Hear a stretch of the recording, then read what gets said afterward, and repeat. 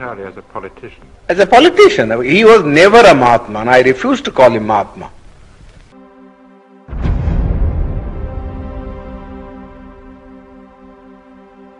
I've never in my life called him Mahatma.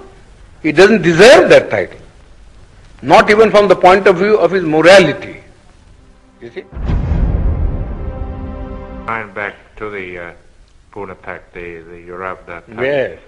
Can you remember a little of what Gandhi said to you and what you said to him? Oh, I know it very well.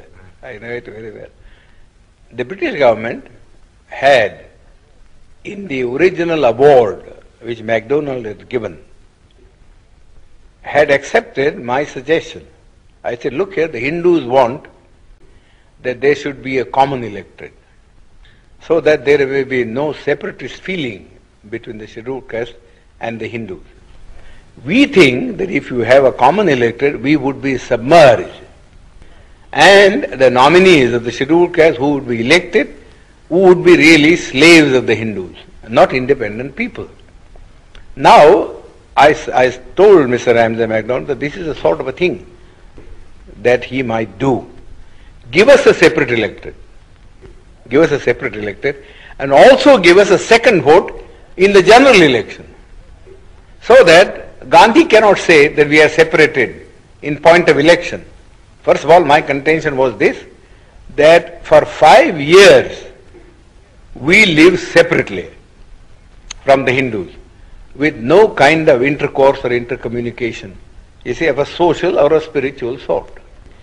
What can one day's cycle of participation in a common electorate do to remove this hardened crust of separatism which has grown for centuries? It's a foolish thing to think that if two people vote together, you see, in a common polling booth, that their hearts are going to change. It's nothing of the kind. Mr. Gandhi has got this madness in him. Well, let this be satisfied by this kind of a system. Give the untouchables 2 votes and give them a population representation of ratio, so that the weightage would be in terms of votes and not in terms of representatives, so that the Gandhi and others may not complain. That Ramsay MacDonald accepted. The award was really my suggestion. I wrote to him a letter from Naples that this is what I would like him to do, you see, so that there may be no trouble. This is exactly what he did. You see, gave us a separate electorate and also a vote in the general electorate. But Gandhi didn't want that we should send our 2 representatives. Therefore, he didn't want the separate electorate part of the award, and went on fast. Then they all came to me. They said, well, the British government said, if he agrees to abandon the award, then we have no objection. But we can't abandon the award ourselves. We have given the award, we have taken all things into consideration, and we think this is the basis. You have to read Ramsay MacDonald's letter. It's a very clear statement that we haven't done anything to aggravate the separation. In fact, we are trying to bridge it up by bringing the 2 sections together in a common electoral roll. But Gandhi's object was that we should not get a free, independent representative. Therefore, in the first place, he said, no representation ought to be given to us. That's how his stand in the Round Table Conference. He said, I recognize only 3 communities, namely Hindus, Muslims, and Sikhs. These are the only 3 communities that will have a political recognition in the Constitution. But the Christians or the Anglo-Indians or the scheduled caste will have no place in the Constitution. They must merge themselves in the general community. That was the stand that he had taken. Well, all his friends, I know, you see, were asking him how foolish was his attitude. His own friends had quarreled with him on this subject, that if you are prepared to give a special representation to the Sikhs and special representation to the Muslims, who are 1,000 times superior in strength and political and economic stamina, how can you deny it to the scheduled caste or to the Christian? He always used to say, oh, you don't understand our problem. That's all he was saying. Alexander even, who was a great friend of his, had a serious quarrel with him, as he told me. Then that French woman, who was his disciple, I forget her name now, she also had a great quarrel with him. That we don't understand this attitude. Either you say, we won't give anything to anybody. Let there be just a common role. Then we can understand that that's a democratic thing. Go on saying that you will give it to the Muslims and you give it to the Sikhs, but not to the scheduled caste, seems absurd. He could give no answer. He could give no answer. So we suggested this method. He also didn't, in the beginning, when he wrote a letter, Ramajima, he said, no, the scheduled caste should have nothing.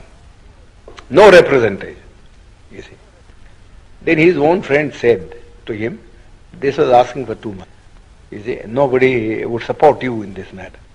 Then Malviya and others came to me and said, well, could you not help us to solve this problem? You see, I said, well, I don't want to solve this problem by sacrificing what we have been able to get from the British Premier. So you went to Pune? I said I suggested alternative formula. And that formula was that I am not prepared to give up the separate electorate, but I am prepared, you see, to modify the thing. See, in this way, namely, that the candidates who would stand in the final election on behalf of the scheduled caste should be first elected by the scheduled caste themselves. Sort of a primary election. And that they should elect 4 people. 4. And the 4 then should stand in the general electorate. And let the best one come. See? So that we get some assurance that you don't put up your own nominees, but that we do get people who will express our voice in the parliament. That Mr. Gandhi had to accept, so he accepted that. Of course, we had the benefit of it only in one election, in 1937. There you will see that the Federation swept the poll. Gandhi was not able to get a single candidate of his party elected. Well, did he bargain very hard at the end of his fast? Oh, of course. He bargained and bargained. I said nothing doing. I am prepared to save your life, provided you do not make hard terms. But I am not going to save your life at the cost of the life of my people. This is too much. How much I have labored in all this, I know very well. And I am not going to sacrifice your whim. I sacrifice our people's interest just for the sake of satisfying. Yours is a whim. How can one day's common election alter the situation? Simply cannot alter the situation.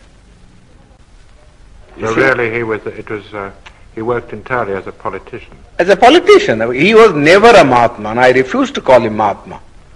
I've never in my life called him Mahatma. He doesn't deserve that title. Not even from the point of view of his morality. You see?